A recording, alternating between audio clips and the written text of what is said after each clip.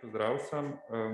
Vse, kakor že nekaj časa spremljamo opozorila iz terena, koliko je pomanjkanje zdravnikov, težave se pač stopnjujejo, povečujejo.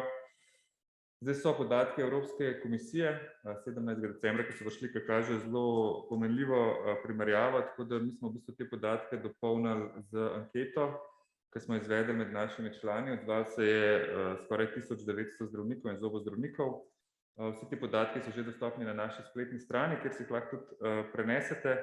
Ampak kaj takšni podatki dejansko pomenijo v praksi, bodo danes predstavili predsednica Zdravniške zbornice, profesor dr. Bojana Beović, predsednik odbora za osnovno zdravstvo, Rok Ravnikar, kajti ravno na primaru so pač te luknje trenutno najbolj vidne, in pa predstavnik mladih zdravnikov, Luka Pozigača, ki pa z nami prek videokonference iz Beograda, ki ga pa tudi že vidite. Tako da uvodoma bi kar prosil profesor Beović za besedo.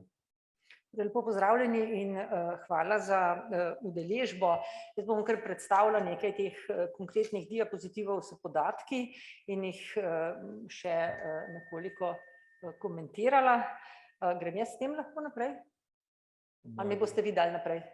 Bojaka, evo. Ja, no to so podatki, ki jih je omenil gospod Brankovič, gre za podatke Evropske komisije, ki so išli decembra lansko leto in Slovenija se, kot vidite, nahaja med tistimi državami, kjer imajo več kot povprečno število medicinskih sester in manj kot povprečno število zdravnikov. Število zdravnikov se je v Sloveniji sicer v zadnjih letih povečalo, vendar ves čas nekako, da tako rečem, capljamo za tem evropskim povprečjem, ker se zaradi razvoja tehnologije, zaradi demografskih sprememb in zaradi večje zahtevnosti tudi prebivalstva, pravzaprav povsod po svetu, v razvitem svetu povečuje število zdravnikov, ki lahko seveda vse te storitve izvajajo. Tako da se nekako ne rešimo iz tega dela, z te polovice Evrope z slabo preskrbljenostjo z zdravniki. Naslednji diapozitiv, prosim. No, to so pa že rezultati ankete. Število ur opravljenih preko rednega delovnega časa. Mladi zdravniki so v temnozeleni barvi, svetlo skupaj. Kot vidite, 33% mladih zdravnikov opravi tam 49 do 96 ur preko rednega delovnega časa. Zdaj, če veste, da je bilo 8 ur na teden preko rednega delovnega časa po direktivi, so to kar podatki, ki kažejo na čisto konkretno obremenjenost, ki izhaja seveda iz števila zdravnikov, ker je pač zagotavljati treba 24/7 zdravstveno varstvo. Naslednji diapozitiv, prosim. Povprečno število dežurstev, mladi zdravniki torej do 3, celo 4 do 6, v bistvu več skupaj, še starejši. To je malena slovenska posebnost, da dežurajo, pravzaprav jaz konkretno ne več, ampak marsikdo še v moji generaciji, ker so pač lokalno ali pa zaradi take stroke pač te potrebe. Ampak 4 do 6 dežurstev, vidite, 45% ljudi.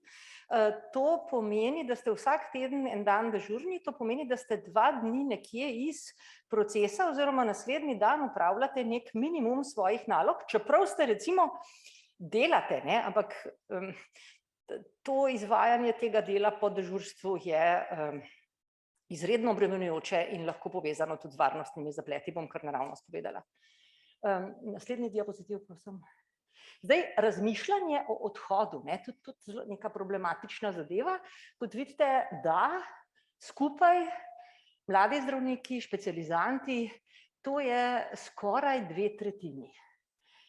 In potem 1/3 oziroma pri skupaj pride pri starejših, seveda je ta motiv nekoliko pade, ker so večje prilagoditve potrebne.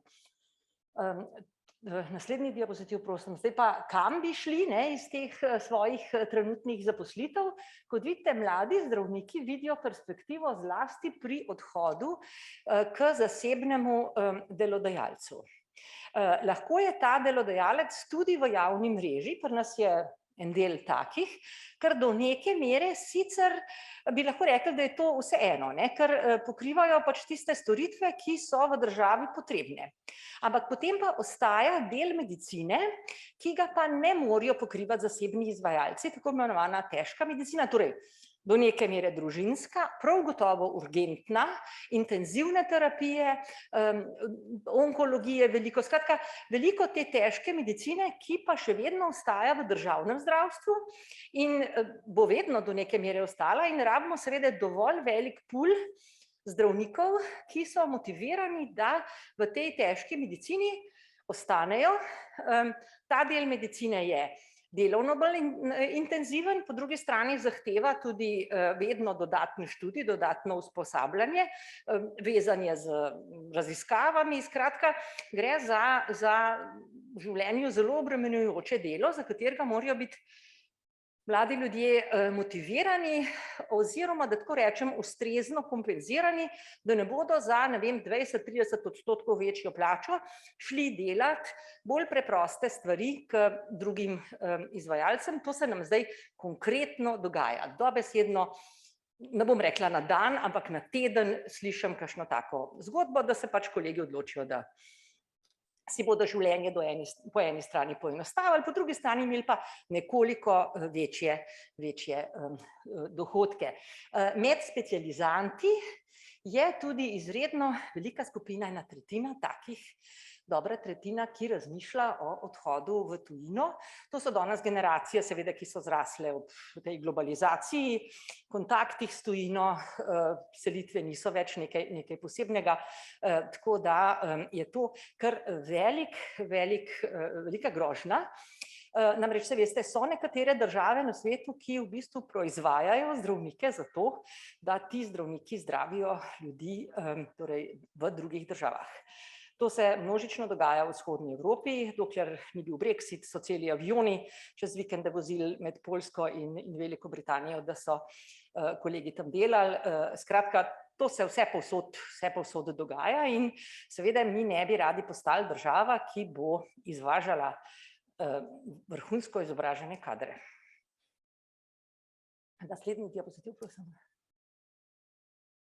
Zdaj bi pa prosila že kar doktor Ravnikarja za nadaljevanje.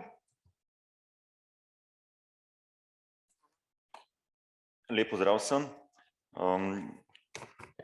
Ravno včeraj sem slišal ponovno direktorico Zavoda za zdravstveno zavarovanje Slovenije, ki ocenjuje, da očitno zdravniki nismo preobremenjeni, ker pri določeni zasebni izvajalci omogoča veliko višjo glavarino kot pa posamezniki v javnih zavodih. To je seveda poželo veliko ogorčenja v naših vrstah, namreč po 10 letih stalnih opozarjanj na kritične razmere na primarni ravni. V zadnjih 2 letih epidemije, ki so to še vse poslabšalo, je taka izjava pač dokazuje eno veliko odsotnost realnega vpogleda v situacijo. Zdaj pač mi se bomo ponovno potrudili in dokazali objektivno, da je pomanjkanje zdravnikov, še posebej na primarni ravni, daleč pod kritično mejo in preveliko in vzrok vsem težavam. Predsednica zbornice, profesor Beović, je že pokazala, če govorimo o objektivnih kriterijih, se pravi, en objektivni kriterij je število zdravnikov na prebivalca. In za družinske zdravnike se ve, da v Sloveniji je to 64 zdravnikov družinske medicine na 100 000 prebivalcev, pač podatki so z Eurostata sicer iz 2019, ampak velikih sprememb ni, medtem ko je povprečje Evropske unije 105. Se pravi, če imaš v nekem področju pol manj zdravnikov na prebivalca kot druge, pomeni, in prebivalci so približno isto, medicina je v strokovnem smislu primerljiva, oskrba v tem smislu primerljiva, pomeni, da tisti ljudje naredijo pač toliko več dela kot druge. In če je razlika približno 2, potem si lahko predstavljam, da verjetno so preobremenjeni. Drug objektivni podatek, da gre za preobremenjenost, je izgorelost. Izgorelost ni samo nek poseben občutek, ampak obstajajo preizkušeni, validirani vprašalniki, ki dokazujejo in ugotavljajo pri posamezniku stopnjo izgorelosti. V Sloveniji je bilo od leta 2010 narejenih že kar nekaj raziskav o izgorelosti med družinskimi zdravniki, med specializanti družinske medicine in vsi so ugotavljali nadpovprečno stopnjo izgorelosti, v primerjavi z ostalimi državami seveda še toliko večje. In zato ta rezultat, ki ga prinaša ta anketa, zadnja naša, sicer interna, da je izgorelost na primarni ravni se povečala v zadnjih letih iz 64% kar na 88%, seveda ni presenečenje. Posebnost je to, da ponavadi taki vprašalniki, take analize ugotavljajo osebne lastnosti ljudi, ki so bolj nagnjeni k izgorelosti. To je zanimivo za neko študijo. Ko pa ima še enkrat tako stopnjo izgorelosti preko 70, pa v bistvu ni več ločevanja posameznikove osebne lastnosti, ki ga privede k izgorelosti, ker so praktično vsi izgoreli. Če povem po domače, ko je enkrat čoln pod vodo, je čisto vseeno, katera luknja je vzrok za dotekanje vode, ker je ponavadi, se pravi, vzrok pri takih obremenitvah, pri takih izgorelosti je ponavadi workload oziroma delovne obremenitve, ki so zopet bom rekel, že prej dokazano, objektivno v Sloveniji tako visoke, da povzročajo tako izgorelost. Zakaj je izgorelost nevarna? Zato, ker nikjer se ni pokazala, da bi izgorelost vodila do nekih povečanja strokovnih napak. V tem smislu smo lahko ljudje v Sloveniji mirni, ampak izgorelost povzroča odhode iz medicine. Ne odhode k zasebnikom, mogoče v kakšnih drugih specialnostih pri mladih, ja, odhode v tujino, ampak v Sloveniji se dogaja to, da ti zdravniki, ki v teh zadnjih 2 letih zapuščajo zdravstvene domove, odhajajo ven iz medicine. So dokončno izgubljeni za zdravstvo. Ne oziroma se tukaj potem še na osebne tragedije, na osebne stiske, ki se dogajajo, ampak izgorelost povzroča odhode. Se pravi, ne gre za to, vsak sistem ima rezerve, vsak človek ima rezerve. Vemo, če je treba šprintati, potegneš mesec, 2 višjega tempa. Že pred epidemijo je bil primarni sistem v Sloveniji pod kritično mejo. Lahko pogledate vsa sporočila za nazaj, vedno se je o tem govorilo. Epidemija je povzročila enormen porast potreb po zdravstvenih storitvah, še posebej na primarni ravni. In zato ni čudno, da se je stopnja izgorelosti povečala. Če smo čisto konkretni, ker imajo vsi radi številke. Če imaš 12.000 okuženih na dan, 20.400 na dan in 950 ambulant družinske medicine, boste hitro izračunali, za vsako ambulanto v teh dneh pomeni to 40 ali več kontaktov dnevno. Vsak človek, ki zboli, pokliče svojega zdravnika, da je zbolel, naroči bolniški stalež, naroči testiranje in naslednji dan sporoči, kakšen je izvid, kakšno je stanje in čez 10 dni ob koncu izolacije, če je slučajno pozitiven, sporoči, da zaključuje, ali ima težave vmes ali probleme. Zračunajte ob takih številkah, o katerih zdaj govorimo, kaj to pomeni na dnevni bazi za posamezno ambulanto družinske medicine. V tem, da je 950 ambulant maksimum, ki ga plačuje Zavod za zdravstveno zavarovanje, v povprečju nisem tukaj štel, koliko ambulant dnevno ne dela zaradi odsotnosti zdravnika, zaradi bolniških, zaradi dopustov, kdaj kdo zasluži porodniško in tako naprej. Skratka, govorimo o objektivnih številkah, ki so razlog za preobremenitve in zato se ne čuditi, da take izjave, ki jih poslušamo od odločevalcev, da verjetno zdravniki samo preveč jamrajo in premalo delajo, zbudijo res veliko ogorčenja, predvsem pa brezupa in posledično tudi zamahe z roko in odhode. Če gremo lahko naprej z slajdom. Tukaj je bila anketa, ki je govorila o tem, ali problem samo plača, ker če bi pogledali zdaj, kaj se govori o zdravstvu v Sloveniji, so ponavadi plače visoke ali pa neki drugi ekscesi v zdravstvu. Zdaj za primarno raven je značilno, da ni prvenstveno bitka za plače, za višje plače, ampak si predvsem želijo urejenih razmer delovnih, nižjih obremenitev. Seveda velikih drugih kompenzacij kot plačilo v Sloveniji v smislu nagrajevanja ne obstaja, ampak s tem odgovorom smo predvsem hoteli pokazati, da prvenstveno pri najbolj obremenjenih poklicih ni problem samo plačilo. In zato tudi vsi ukrepi, ki so jih do zdaj izvajali, ali ministrstvo, ali Zavod za zdravstveno zavarovanje v smislu, če boste več opredeljevali, bomo dali dodaten program za boljše plačilo. In tako naprej in tako naprej. Se pravi, vsi ukrepi, ki so bili do zdaj predlagani, so bili v smeri, za več dela bomo dali več nagrad, ampak v 1 liter posodo ne moreš, če se še tako trudiš, naliti 2 litra vode. Pač preprosto tukaj je ta slepa ulica, v katero preveč rinejo odločevalci, da bomo samo še z več nagrajevanja dosegli, da bodo zdravniki še več delali in da bodo vsi ljudje preskrbljeni za oskrbo. Če gremo naprej še v smislu, zdaj seveda najbolj pogosto vprašanje, ki ga tudi jaz dobivam v teh dneh je, no pa povejte, kaj je treba zdaj narediti, da se bo stanje izboljšalo. Zdaj, če smo iskreni, ko enkrat 10 let zanemaraš določeno področje, ni enega ukrepa, ki bi bil čudežen, ki bo z enim zamahom v parih dneh rešil situacijo. Seveda ti odgovori, ki jih tukaj vidite kot predlogi, so odgovori posameznikov, ki nimajo pogleda v sistem, ki niti ne zmorejo slediti vsem možnim reformam, strategijam, predlogom, ki so bili v zadnjih 10 letih dani, in zato so iskreni, vidimo predvsem, kako pri svojem dnevnem delu razmišljajo o rezervah. Če povzamemo vse skupaj, bi pa rekel tako.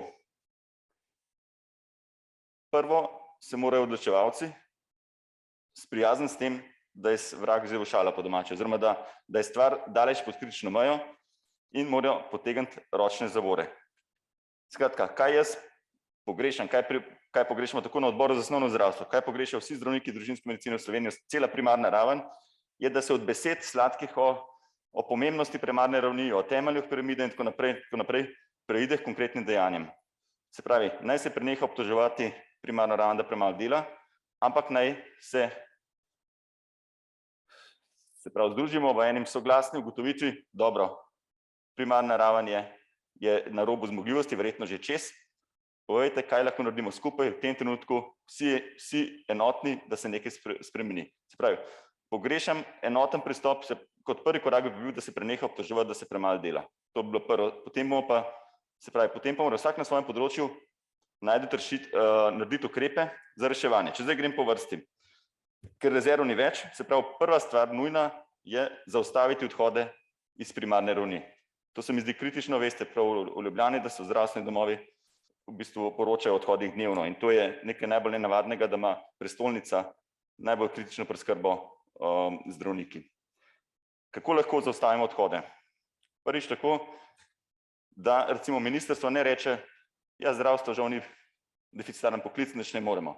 Se pravi, kdo lahko razglasi poklic deficitaren, je vlada oziroma minister za zdravstvo. Poklic družinskega zdravnika je v klasifikaciji ločen od ostalih poklicov v zdravstvu, tako da ni noben problem, da se ga takoj razglasi za deficitarnega in s tem tudi sprejme ustrezne ukrepe za kompenzacijo in za pridobitev novih poklicev. Skratka, naloga ministrstva. Potem, kaj lahko naredi ZZZS? Zmanjša, se pravi, povemo in vsakodnevnih, ambulanti imam jaz 390 minut na dan. Kaj v teh 390 minutah delam, je zelo odvisno od nalog, ki mi jih daje, v tem primeru, Zavod za zdravstveno zavarovanje.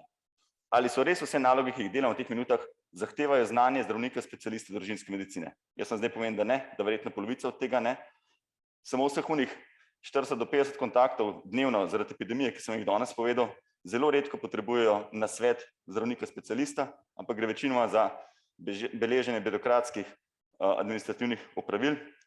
Nasveti so splošni, ki jih zna tudi izkušena sestra lahko dati.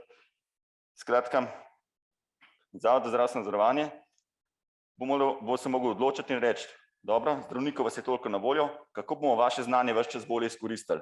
Ali je res vse z analizo procesov dela ambulanti, bi lahko ugotovili, katere dele so nujno potrebne za zdravnika specialista in kater del lahko naredijo ostali kadri.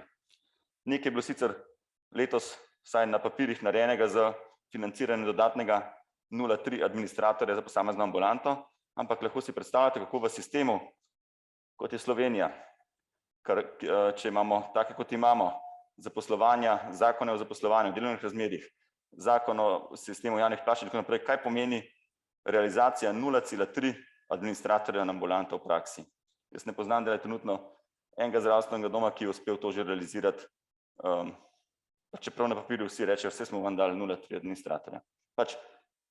Skratka, ogromno lahko rezerv trenutno naredimo s tem, da prenehamo obremenjevati specialistične zdravstvene kadre z nekimi administrativno-tehničnimi zahtevami.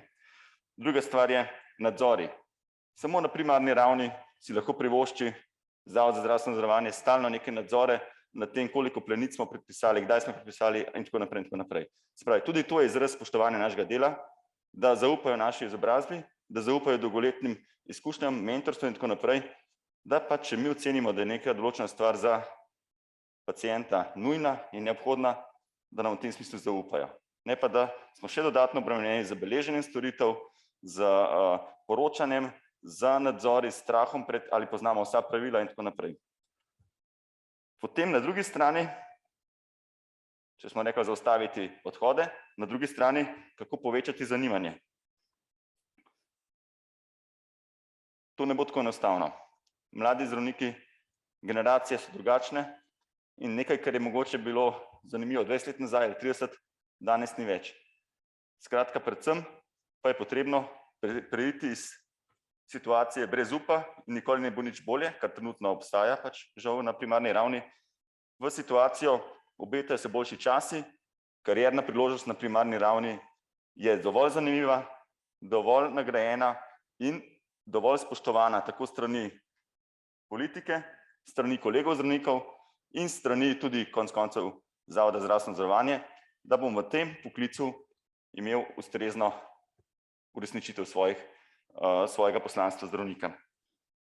Leta 2012 do 2014 je bilo obdobje, ko se je okoli 100 mladih zdravnikov letno opredeljevalo za specializacijo družinske medicine. Ko zdaj govorim s temi generacijami, kaj je bilo takrat, da ste se tako množično odzvali, vsi pravijo, čutili smo, da se je nekaj spremenilo, da je boljši časi. Vemo, takrat so se zdravniki družinske medicine organizirali v nek svoj sindikat, pojavili so se v javnosti, začeli so delati na spoštovanju poklica in tako naprej. In to privlači, se pravi, obeti boljših časov bodo tisti, ki bodo privlačili. In če se bo vlada in ministrstvo, ni važno, katere barve, ker zdaj se je izkazalo, da to niti ni tako pomembno, pri zdravstvu uspešnih ni veliko ljudi, kar se tiče reševanja sistema, ampak če se bodo na tej najvišji ravni vsi odločevalci zavezali, da bodo naredili vse, kar v njihovi moči, da bo postal poklic dela na primarni ravni, poklic zdravnika v družinski medicini, najbolj privlačen poklic v zdravstvu in bodo tudi naredili za to konkretne korake, potem bodo mladi zdravniki sledili. Tukaj bi jaz končal zaenkrat. Glih prav, da ste končali z mladimi zdravniki, tako da zdaj pa se bomo povezali z Beogradom. Z nami je Luka Požigača, specializant onkologije z radioterapijo, ker smo tudi veseli, da se lahko danes mlade zdravnike vključimo v sodelovanje na novinarski konferenci. Izvolite. Lep pozdrav še. Moj ime je Luka Požigača, sem specializant onkologije z radioterapijo. Danes bom vam predstavil tudi neki naš pogled na celo situacijo. Zdravniki pogosto uporabljamo neke čudne in nenavadne besede, kot so pseudohipoparatiroidizem ali pa maligni švanom, ki res nihče ne ve, kaj pomeni. Tako da mi je v bistvu danes namen, da ene stvari predstavim najbolj grafično, kar se le da. Se opravičujem, eno tehnična težava. Je zdaj v redu? Okej. Kako nastane zdravnik? Začne se zgodba pravzaprav v srednji šoli, tako da, če nas ta zadeva zanima, se moramo začeti truditi že v 3. in 4. letniku in seveda to maturo napisati najboljše, kar se le da. Naval na medicinske fakultete je ogromen in ponavadi 2 ali pa celo 3 na eno mesto na fakulteti. Že pridemo na to fakulteto in nas čaka 6+ let konstantnega učenja. To je 5500 ur samo predavanj, vaj in vsega ostalega, neštete ure učenja potem. In recimo v mojem dodatku k diplomi je napisano 62 opravljenih izpitov. Enkrat, ko se vse to zaključi, nas čaka še ta prisega, ki sicer ni prisega Hipokratu, ampak je v bistvu ženevska prisega. In smo potem mladi zdravnik Deremed. In misli si človek, a ni to dovolj? Ne, tu se pravzaprav začne. Čaka nas pripravništvo, ki je skoraj obvezno usposabljanje za diplomante medicinske fakultete, ki se v glavnem ukvarjajo z urgentnimi stanji in z delom v urgentnih službah. 6 mesecev traja in v bistvu čaka nas strokovni izpit. Ko ta strokovni izpit opravimo, potem v bistvu zdaj ponovno dobimo to neko splošno licenco, ampak to je zdaj novost letošnja. Takrat dobimo tudi prvo plačo, ki je 5,57 evrov na uro neto oziroma 970,05 evrov na mesec. To je, če upoštevamo standardni 174-urni delovnik, kar je 40 ur na teden. Od tu naprej imamo dve, da bi rekel človek, alternativne poti, in to je sicer pač, ko čakamo na razpise za specializacije. Ena izmed teh opcij je sekundariat, se pravi zdravnik sekundari prostovoljno v bistvu nadaljuje delo pod istimi pogoji, kot je imel kot pripravnik, le da lahko izbere recimo 3 področja, iz katerih bi rad se malo bolj spoznal, kako poteka delo. Lahko pa se tudi zaposli kot zdravnik brez specializacije, kot sobni zdravnik na kakem kliničnem oddelku. Finančna kompenzacija v takem primeru je pač enaka, se pravi sekundari dobi 5,57 evrov na uro neto, zdravnik brez specializacije pa malce več, se pravi 6,38 evrov na uro neto. Čaka nas potem vse skupaj specializacija. Vsi se pravi javni razpis specializacij, to na leto razpiše in v bistvu prav tekmujemo drug z drugim za željene specializacije. So one specializacije, ki so bolj zaželjene, so tudi specializacije, ki so manj zaželjene, pač tako imamo, a ne. Specializacije ponavadi trajajo od 4 do 6 let, so pa tudi take izjeme, recimo, če bi si specializant hotel biti otroški nevrolog, mora vpisati 2 specializaciji, se pravi nevrologijo in otroško nevrologijo, se pravi skupaj 7,5 let specializiranja. V tem času krožimo po celi Sloveniji, opravljamo kolokvije, učimo se v času, ki bi načeloma pač mogel biti prost, in seveda zdaj v zadnjem času konstantno nas kličejo na različne COVID oddelke in intenzive. Finančna kompenzacija za tako delo je začetno z 38. plačnim razredom, se pravi 7,06 evrov na uro neto ali 1230,08 evrov na mesec. So pa tudi ene specializacije, ki zaradi drugačnih pogojev dela dobijo lahko tudi malo več, recimo 8,41 evrov neto, kar je 1464 evrov, 92 centov. Pardon. Čaka nas potem še specialistični izpit, kar bi človek rekel, da je krona naše kariere in takrat lahko začnemo samostojno delati, takrat dobimo licenco in nas v bistvu sistem nagradi z izbrisom napredovanj, ker smo v bistvu takrat prišli iz tarifne skupine 7 v tarifno skupino 8.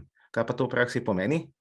Cirka 250 evrov manj na mesec.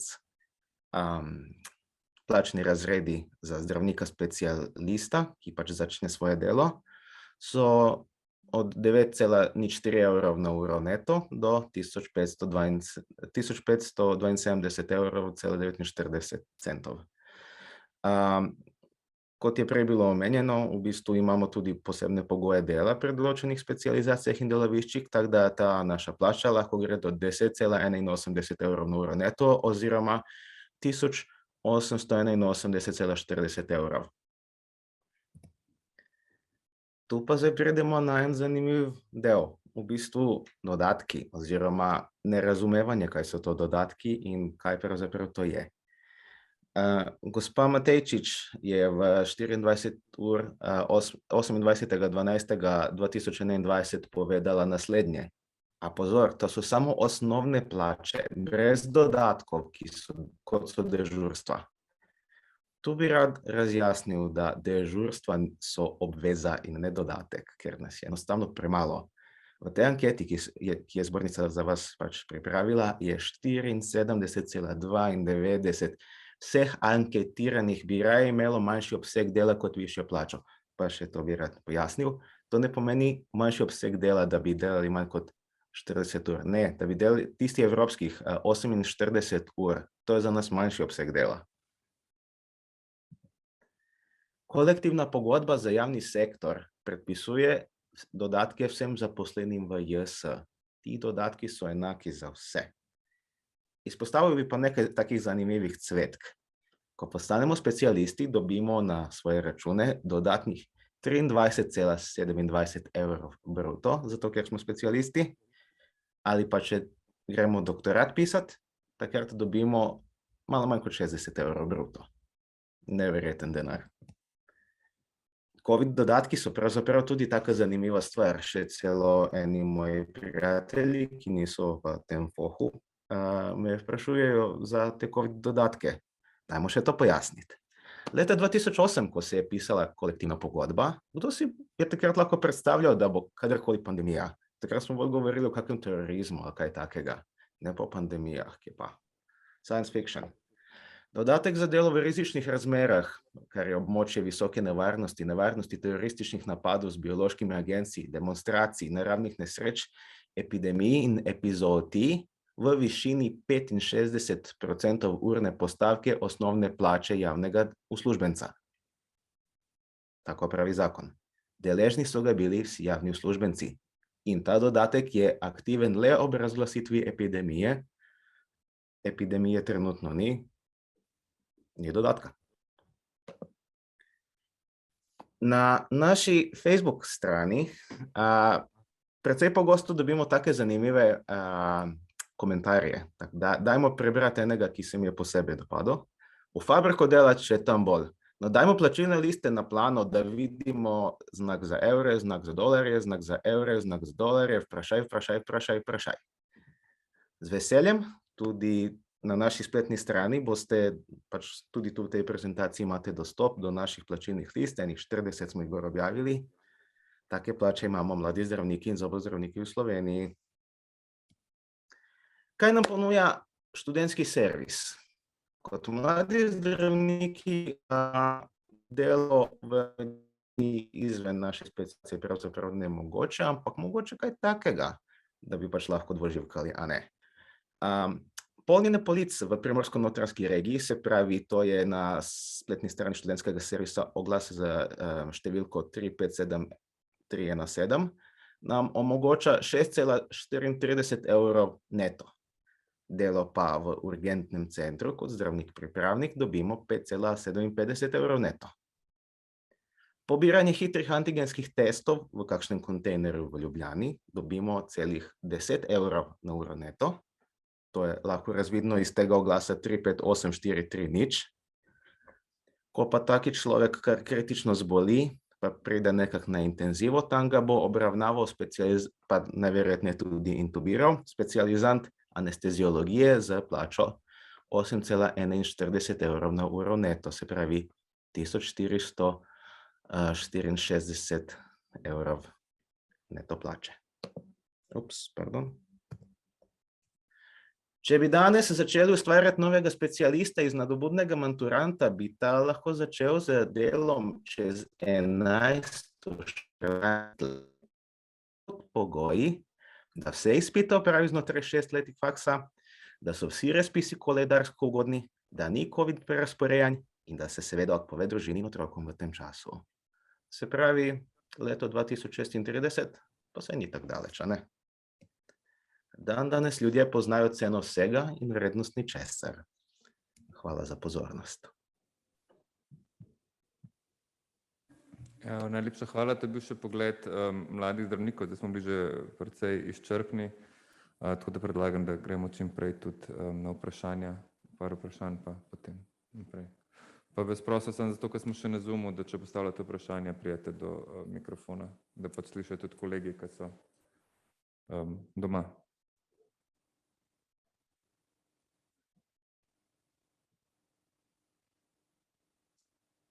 Dober dan, lep pozdrav, Katarina Golob, Veseli RTV Slovenija.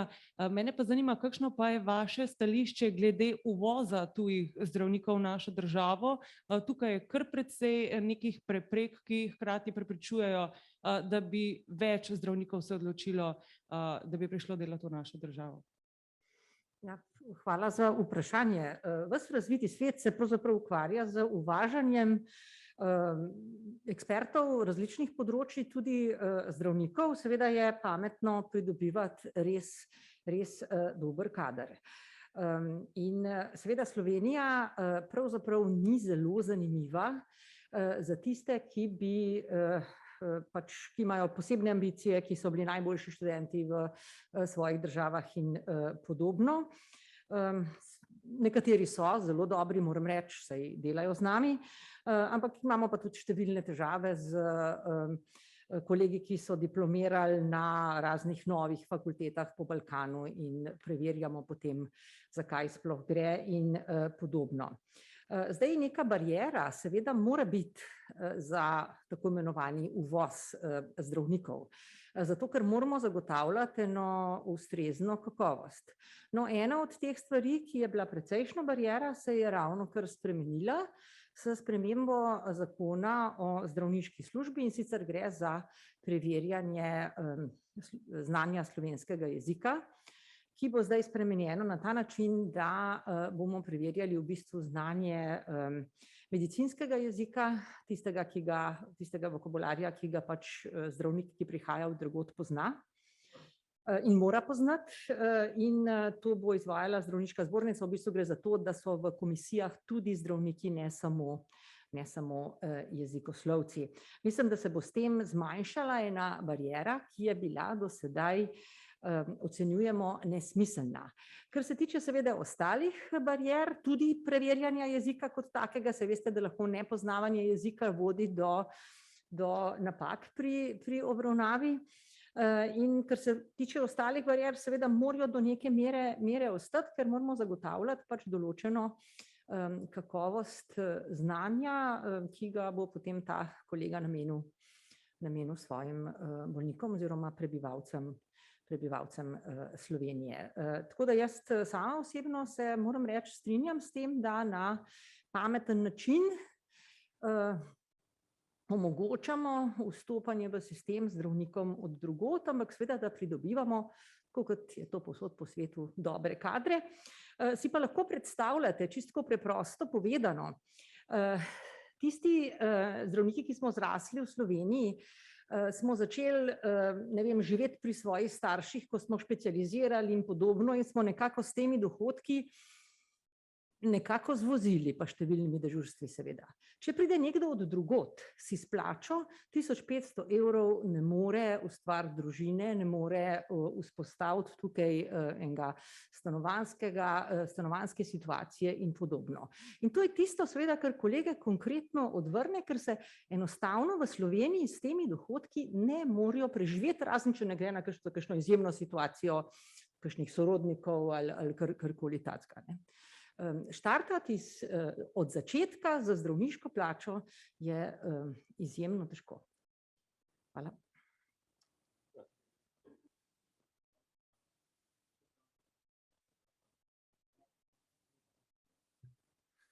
Se pravi, žal te rešitve kratkoročno, da bodo zdravniki iz tujine reševali naše težave, ni več. To je bila zgodba izpred 10 let. Trenutno lahko kolega iz Beograda pove, da plače v Beogradu niso toliko slabše v Sloveniji, da bi bil to razlog za prehod enega specialista iz recimo te konkretne države.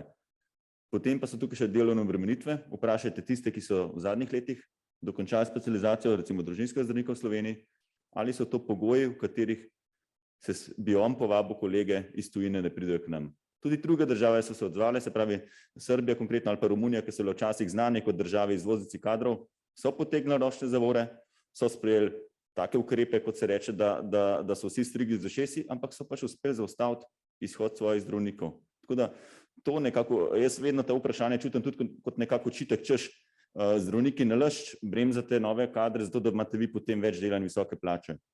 Ta zgodba, če je bila sploh, da je res trenutno sigurno, ni resnična, nima temeljev.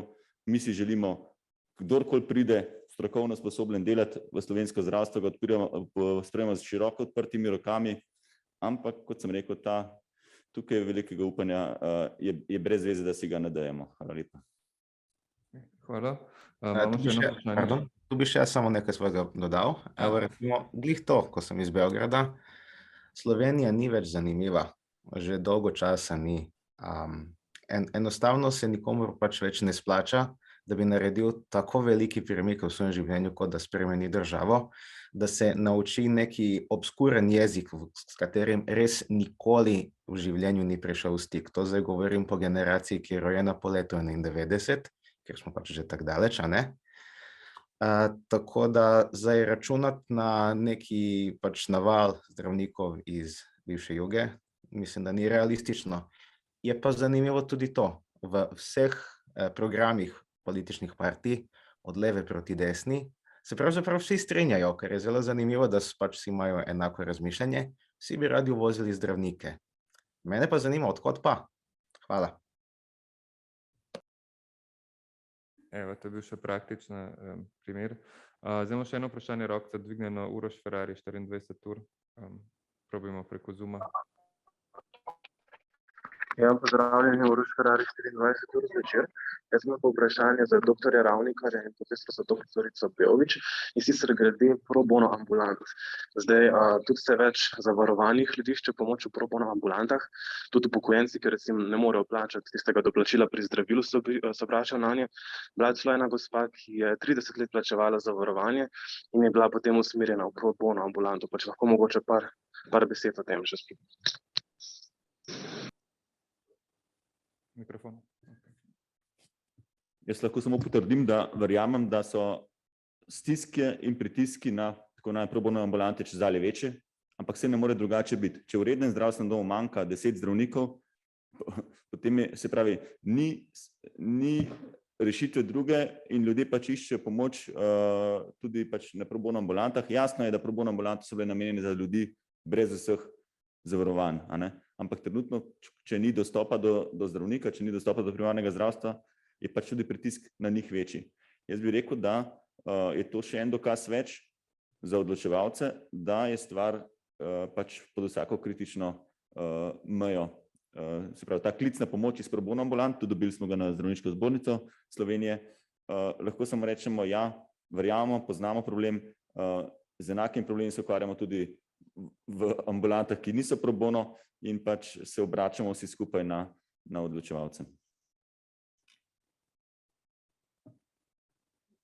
Nekaj posebnega dodati, pač to je, da tako rečem, državni problem. Hvala.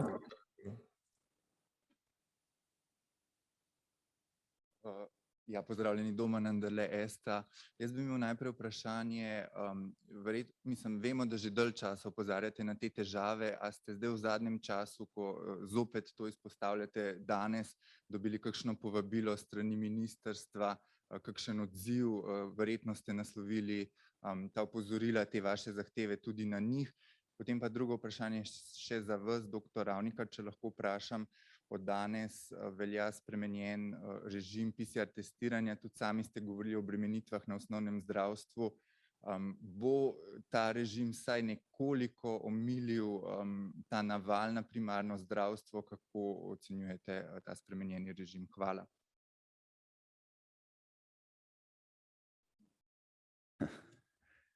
Zdaj, če začnemo do zadja, ne? Na primarni ravni tukaj, žal, je treba biti iskren, ne bo manj navala, ker bo treba pri vsakom, ki bo poklical, da ima težave, ugotoviti, ali je iz te rizične skupine, ali ima pač pozitivni hitri test. Se pravi, kontaktov v tem smislu bo enako kot prej. S tem ukrepom se je predvsem skušalo seveda razbremeniti laboratorije, ki so pač kritično obremenjeni, verjetno pomanjka nekakšnega materiala, da na to se toliko ne spoznam, ampak skratka, tukaj bo poleg tega, da vsak spremenjen ukrep vedno privede do neke zmede in do različnih interpretacij in razbure in tako naprej, je treba reči, da pač kontaktov v tem smislu, dokler bo epidemija v teh obsegih, ne pričakujem manj. Kar se pa tiče, ali smo že kaj opozorili ministrstvo ali pa ostale, ne, Zdaj, seveda, sestanki so sklicevani. Prejšnji teden smo bili na Zavodu za zdravstveno zavarovanje, na Ministrstvu za zdravje teče že celo leto delovna skupina za pripravo reforme primarne zdravstvene ravni, tako naprej. Ampak o načelnih pripravljenostih ni problem. Ni problem napisati strategije, ni problem napisati rešitve. Problem je sprejeti odgovornost in sprejeti rešitve in sprejeti ukrepe. Tukaj se pa vedno pride do težav. In tisti ukrepi, s katerimi se danes, bom rekel, hvalijo, ali pa ki jih niti ni rečeno hvalijo, ampak ki jih navajajo danes, so ukrepi, ki bi morda imeli nek rezultat pred 10 leti. Danes je situacija toliko kritična, ampak žal še vedno vidim, da uvidov to ni, da je vse to too little, too late. Se pravi, tudi ta ukrep, 20% više urna postavka za specializante in tako naprej, ki je itak, je nikoli nismo mi predlagali, ampak je bila pač na nek način samoiniciativno zrasla pač na ministrstvu, ni imelo nobenega učinka na nove specializante. Premalo, treba bo konkretno, odločno in z vso odgovornostjo reči, glejte, resno mislimo, mi bomo naredili to področje, ki je pomembno za nas, ki je piramida zdravstvenega sistema, ker, a veste, imeti hišo, kjer skrbiš samo za zlate kljuke, hkrati ti pa not streha teče in nimaš nevratne okna, tako približno mi gledamo na določene ukrepe v zdravstvu Slovenije, to ni pravi pristop. Slovenska primarna raven reši 80% vseh zdravstvenih problemov, ki se v določenem trenutku pojavijo v Sloveniji. To pomeni, če pade primarna raven, je to kot tsunami, ki se prelije na sekundarno raven, kar se že dogaja v urgentnih centrih. Verjetno ste slišali, da urgentni centri se spadajo z prevelikim obiskom, z situacijami, ki načeloma res ne sodijo v urgentni centre, ampak ni drugega človeka. In ko bo še to padlo, boste imeli bolnice polne ljudi, ki mogoče dolge čakalne vrste in tako naprej. Se pravi, če si res hočeš urediti zdravstveni sistem za najmanj denarja, to pa so znane študije že po celem svetu, moraš imeti urejen, stabilen primarni zdravstveni sistem, to je edino zagotovilo za stabilno javno zdravstvo. Ni druge poti. Skratka, tukaj rešitev, reform, programov je že polno po predalih. Konkretno, mreža za primarno raven, se pravi, to je dokument, ki reče, toliko imamo ljudi, toliko zdravnikov rabimo na določenem področju, leži v predalu na ministrstvu od 2013. Zakaj ga ne sprejmejo? Ja, verjetno zato, ker bi bilo potem treba, si mislim sam, potem tudi narediti neke ukrepe, financirati mrežo tako, kot je. Ker dokler pa rečejo, vse smo razpisali 100 novih ambulant, ampak če ni zdravnikov, jih ni treba financirati. To je ta neka sprevržena logika, ki ves čas govorijo, vse mi razpisujemo nove specializacije, mi razpisujemo nove ambulante, ampak če ni zdravnikov, kdo ima neto dobiček od tega? Ni res, da teh 150.000 ali 200.000 ljudi, kakorkoli vzamete, ki je trenutno brez osebnega zdravnika v Sloveniji, da je brez zdravstvene oskrbe. To ni res. Vse te ljudi oskrbimo pač mi ostali, kot nadomestni zdravniki na urgencah in tako naprej. Ampak kdo pa prihrani? Pač tisti, ki ni treba plačevati glavarine za ambulante, ki jih ni. Tako da o tem, zato govorim, da ne gre za status quo, ampak za ena stvar, ker nasrkajo pacienti in pa zdravniki.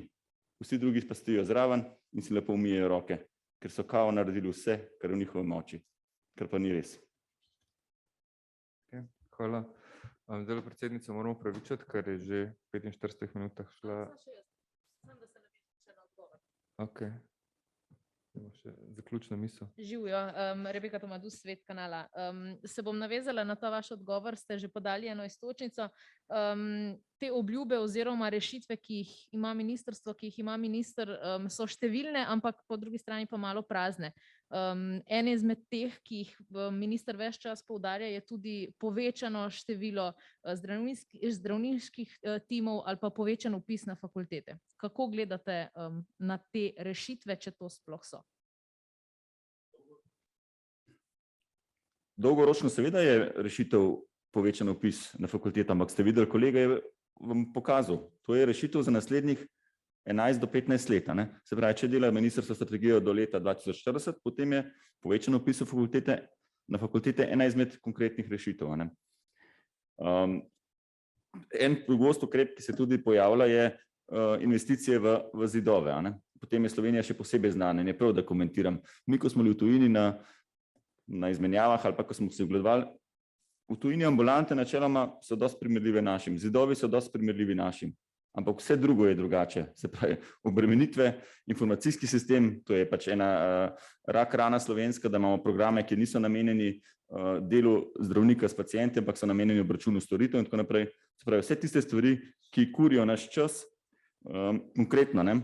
Da vam povem primer z novim aneksom 1 za 2021, ki bo sprejet decembra in no, ne bom komentiral, ko se sprejema aneks za tekoče leto, konc leta, ampak skratka, ko so sprejeli dodatnega 0,3 administratorne ambulante, smo vsi rekli, fino, to pa par rok, ki bo vseeno, tudi če samo 2-3 ure na dan bo prav prišel, ampak hkrati so nam pa povečali zahtevanost, ne vem, sploh kako to poznate, se pravi, storitev, ki jih moramo obračunati v tekočem letu. Prej je bilo recimo, ne vem, zdaj govorim čistko, 13,000 storitev, ki jih moramo opraviti v tekočem letu, so povečali hkrati na 27,000. Mi seveda ne bomo nič več dela upravili, ker ga že zdaj dovolj. Samo jaz zdaj na pacientu porabim 2 minute samo zato, da obračunam pravilno ta obisk, da obkljukam vse tiste storitve, ki sem jih opravil, vse tiste pogovore in s tem, da bomo zadostili tem zahtevam po obračunu storitev, po nekem birokratsko-administrativnem nadzoru, ki bi v dobrem programu, ob dobri IT rešitvi tekel v ozadju pač avtonomno, zdaj terja zdravnikov čas za kljukanje teh stvari. Skratka, a veste, če naredijo pol koraka naprej na določenem področju, hkrati naredimo in podremo 2 koraka nazaj istočasno. Še to bi rad opozoril, gledajte, jaz velikokrat vidim ta absurd, ko se zdravniki soočajo s politiko. Bom povedal kot neko anekdoto. Če zdravnik reče, da ta pacient rabi 1000 mg odmerek zdravila, ne misli pri sebi, mogoče bo pa on itak bo nas pol jemal, rabi ga samo 200, ampak bomo rekli 1000 zato, da bo pač mogoče vsaj tistih 200 zares jemal. Ne? Tako so navajeni politiki. Če nekdo zahteva iz opozicije 10 milijonov za neko cesto, v bistvu rabi 2 in potem politika reče, ok, ti damo 1,5 milijona in so vsi srečni. Ne? To je tako imenovana Žirinovski politika, če ste včasih slišali. Zdravniki gledamo drugače. Če mi rečemo, manjka 1000 zdravnikov, jih manjka 1000, ni res, da jih manjka 200 in si mislim, mogoče nam bojo dali pa 100, pa smo zadovoljni. Ne? In se soočamo s tem, ko nam, a vidite, še vedno, tako pozarjam, še vedno nam ne verjame, da so problemi resnični, še vedno mislijo nekaj verjetno v zadju, neke sindikalno take in drugačne težnje, verjetno resnica nekaj vmes. Ni res. Zdravniki so eni redkih poklicev, ki so evidence-based in smo zato zelo frustrirani, ko na naše poročanje, na naše analize, za katere smo pač zaradi sebe prepričani, da itak nismo navajeni pretiravati in smo potem soočeni s takimi sprejemanjem na način, so na sej. Nekaj od tega verjetno bo pa že dovolj. Ne? Se pravi, ko smo zahtevali administrativno razbremenitev, so rekli, 0,3 administratorja verjetno bo dovolj. A ni to absurdno, no? Hvala lepa. Ok, najlepša hvala. Mislim, da smo bili vsi izčrpni. Hvala Luka v Beograd. Hvala vam za udeležbo. Vse tole bo še kar v nadaljevanjih, tako da se bojim, da tole šele prvi del tega komuniciranja. Hvala, lep dan in svidenje.